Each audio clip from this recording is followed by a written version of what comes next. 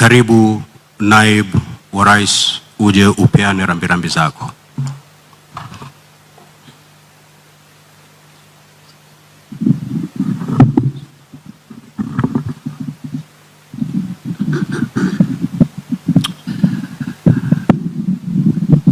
Bwana asifiwe.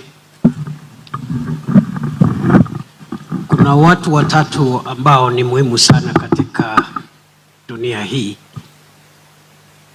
Wa kwanza ni mzazi. Wa pili ni mtu wa Mungu. Wa tatu ni mwalimu. Huyu baba yetu ambaye amepumzika, nimesoma hadithi yake, nimesoma wasifu wake, na alikuwa hayo mambo matatu. Alikuwa mzazi, sio tu kwa wale watoto alizaa yeye mwenyewe, lakini kwa watu wengine wengi ambao wanamuita baba. Alikuwa mzazi wao, vilevile alikuwa mtu wa Mungu, vile nimesoma pale ile kazi alifanya katika mambo ya kudhibiti kanisa. Na jambo la tatu, alikuwa mwalimu, alifunza watu wengi mambo mengi ya maisha, ya Ukristo, ya biashara, ya ukulima. Kwa niaba ya familia yangu, mke wangu Joyce na watoto, tunasema pole sana. Mimi nimejua baadhi ya watoto wa mzee kwa njia ya kibinafsi, nikianza na ndugu yangu Davis, waziri wetu wa uchukuzi na mawasiliano, ambaye Davis tumetoka naye mbali sana sana. Tumefanya kazi nyingi sana pamoja, tukisaidia rais hata kabla hajakuwa rais. Tumekuwa na Davis katika kazi ngumu, na tumekuwa mpaka Chebangu, ile kanisa ya Chebangu tumekuwa hapa na Davis, tumekuwa nyumbani. Nimejua Davis na mke wake Daktari Betty. Nimejua sikuwa nimejua huyu dada yetu huyu Angela daktari, lakini nilijua mume wake Profesa Wilfred Lesan ambaye tulikuwa naye Senate pamoja. Nimejua Ruben ambaye amekuwa commissioner wa ile commission ambaye ni utumishi wa umma. So nimekuwa na bahati, nimejua baadhi ya watoto wa mzee, na wamekuwa marafiki wangu wa dhati, marafiki wa karibu. Na nilikutana na mzee hata siku ile tuliapishwa kuwa mawaziri, mimi na Davis.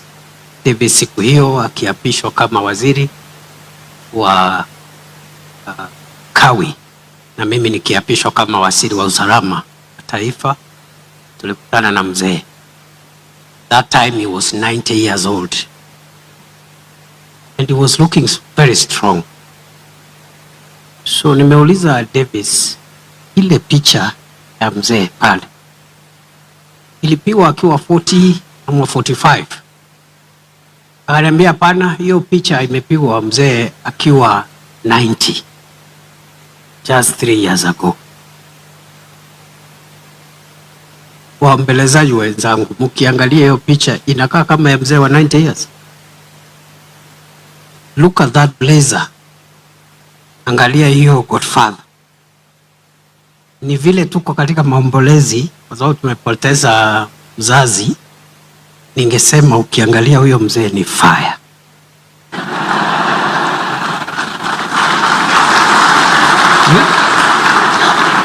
Sinoma sana. Daddy looks 40 by the grace of God. Alijiweka vizuri, aliweka nidhamu, hakuharibu maisha yake na mambo mengi ambayo yanatusumbua siku hizi.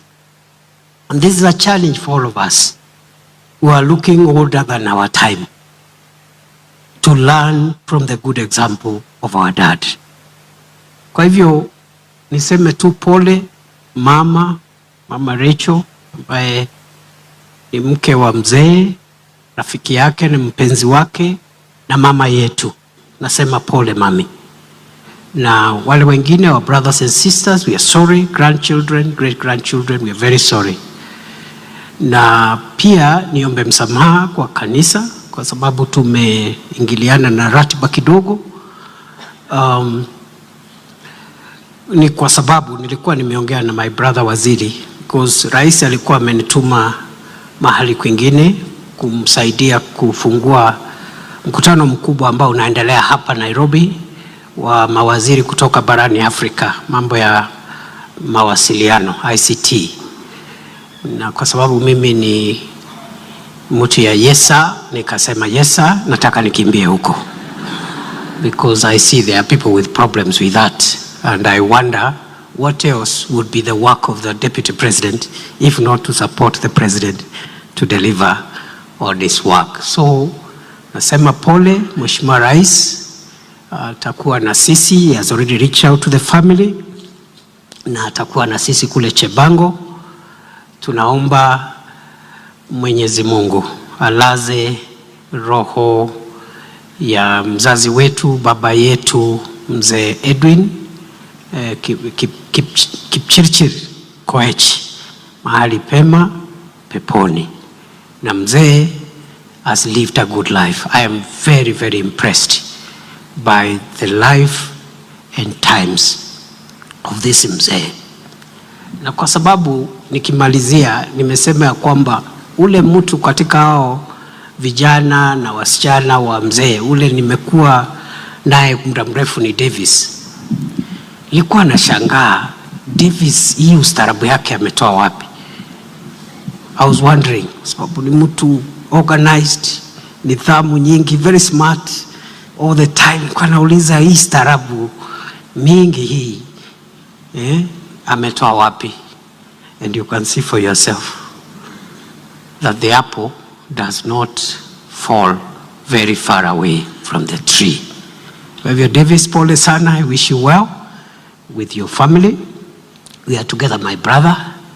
Sasa sisi wale wengine ambao uko na bahati kuwa na mzazi, take care of your parent. Take care of your parent the way Davis and the siblings took care of mzee. Many times Davis will tell us he has gone to have a conversation with Papa as late as 2 weeks ago. And even that Sunday, I'm told they were together. So it's very painful. Those of us whose parents are still around, please take care of them.